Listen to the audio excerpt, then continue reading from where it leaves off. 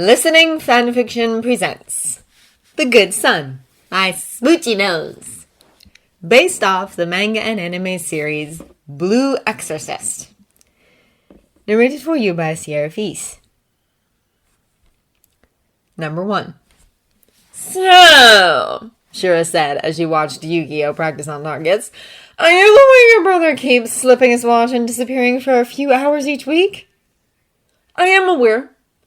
And you do realize that for someone on death row, that is not a good thing to be doing? I am aware. So you do care to share with the class why you are so calm? I know where he's going every Sunday, and he has permission. So does he have to? He didn't tell you, and now you're trying to get it out of me, right? He grew back red and wouldn't say a word, so it's gotta be good. So what is it?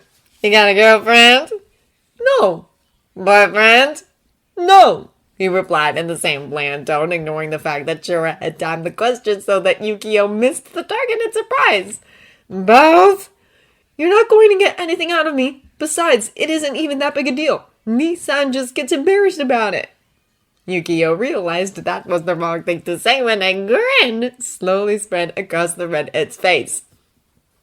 Number 2. Good morning! I'll make pancakes if you want some.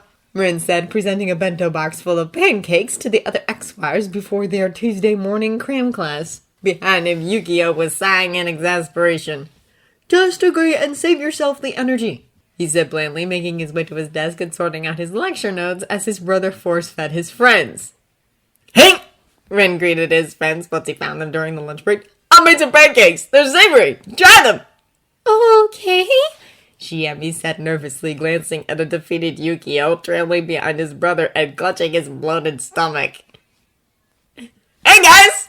Rin beamed, practically skipping into the cram school class. This time Yu-Gi-Oh! Had apparently escaped him, whether of his own free will or being hospitalized due to overfeeding. They were unsure of.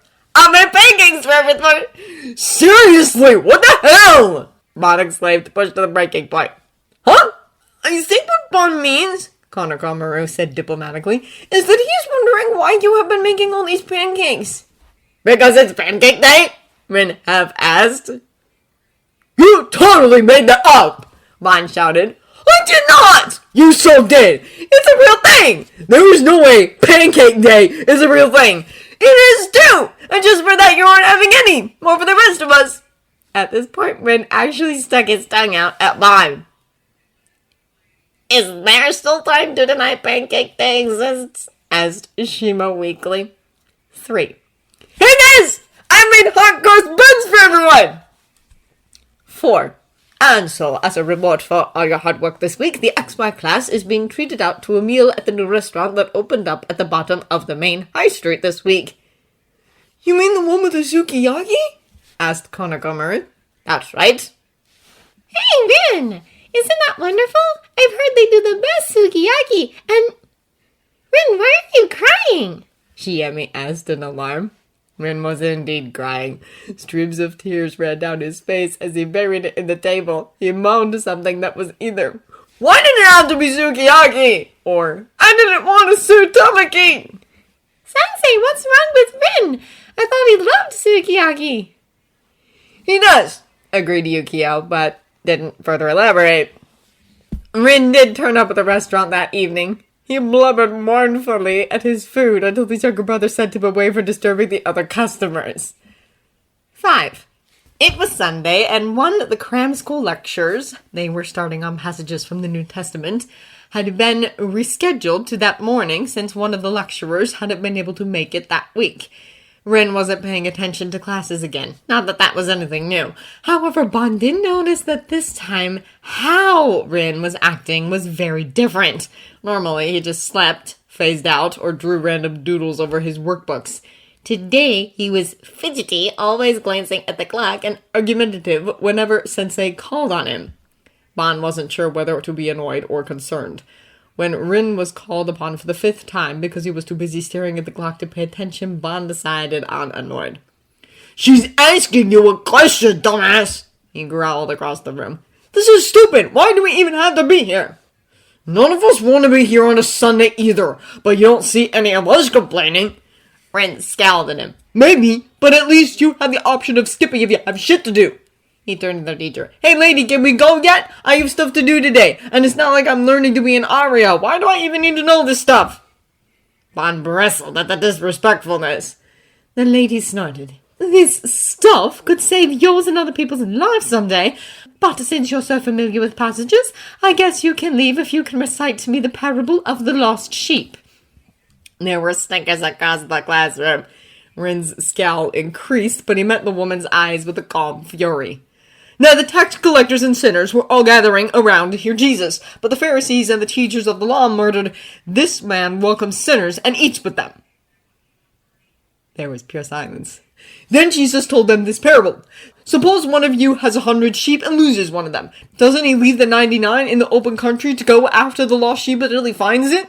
And when he finds it, he joyfully puts it on his shoulders and goes home. Then he calls his friends and neighbors together and says, Rejoice with me, I have found my lost sheep. I tell you that in the same way, there will be more rejoicing in heaven over one sinner who repents than over 99 righteous people who do not need to repent. Still, there was disbelieving silence. Guess that means I can go, Rin said, grabbing his bag, and then left the room before anyone could recover. Shima summed the situation up rather nicely. What the hell was that? Though Bond kind of agreed with Shiami's concerned reaction. Has he been possessed? +1. By the time the X-Wires got their heads around the fact that Rin had not only known what the parable of the lost sheep was, but had managed to perfectly recite it, the boy was long gone. And it was another 20 minutes after that they were let loose from lectures and were free to investigate. Just for the record, Shima commented, I'm voting aliens. It was rather weird, agreed Komoko Maroon. If by weird you mean completely out of character, said Izumo. Where do you think he went? Asked Shiami. Probably back to his dorm to sleep, guessed Bon. There was a doubtful silence. We can at least check. And if he's not there, we can always ask Okumura Sensei where he might have gone. Rin wasn't in the dorm, but Yu-Gi-Oh was working at his desk. And then he managed to perfectly recite it. It was really weird, Shima explained. It's not that weird, Yu-Gi-Oh disagreed. It really is. He's never been good at any of the Arya classes, Izumu said curtly. But as you said, you started the New Testament today. I'd be surprised if Nissan didn't know it. At the unanimous confused look, Yu-Gi-Oh elaborated. You do know that we grew up in a monastery, don't you? They didn't. Or if they did, they haven't really thought of what it meant. We weren't rich, so we didn't really have money for new books. All our bedtime stories came from the Bible, not to mention hearing them in Mass each week. As interesting as it is, it doesn't explain what the hell is up with Rin. Well, Yu-Gi-Oh looks a bit conflicted, like he wasn't sure whether to share or not.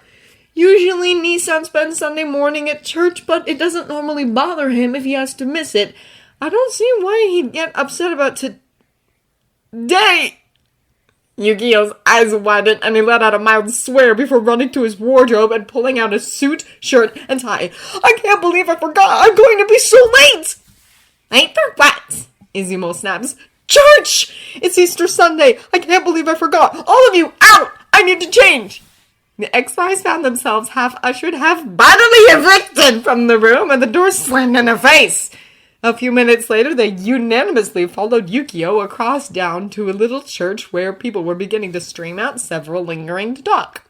Among a group of old women, Ren stood and happily chatted away and helping to carry bags. He spotted Yu-Gi-Oh and smiled with a wave, only to flush with embarrassment when he saw his friends. Hey! Sorry about earlier. I was in a bad mood because I was late, but shouldn't have taken that on you. I don't believe Rin would have a bad word to say about anyone. He's the sweetest young man I know, one of the women said. The other old ladies tittered in agreement. I'll see you next Sunday. The elderly group waved their goodbyes, one even pressing a sweet into Rin's hands and telling him he was a fine young lad, while glaring at Yu-Gi-Oh and telling him he could learn from his brother's example. And you better turn up next week. There was a moment of silence before Bon snorting. You act so tough, but you're just a choir boy. Ren flushed in embarrassment, shooting Yu-Gi-Oh with a dark look. I can't believe you told them. They were worried about you. But Yu-Gi-Oh!